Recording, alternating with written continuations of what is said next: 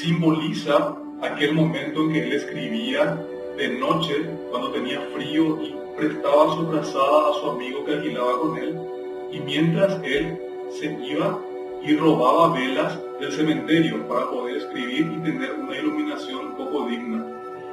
Por eso es que tanto me llegó esta obra y casi nunca, como les dije, casi nunca expuse en ningún lugar. Manuel Ortiz Guerrero es un representante de la cultura paraguaya, porque con el gran músico José Asunción Flores, creador de la guarania, compusieron para Guadalupe, Panamí, Verá, India y otros. Entonces, por eso esta es una de mis obras favoritas, porque aquí encierra también aquella poesía llamada Loca, en la cual dice que la mujer contempla la luna. Y también, irónicamente, hay un espantapájaros con cuervos. Eso es una antítesis que me gusta poner detrás de lo que sería el protagonista. Por eso es que amo esta obra.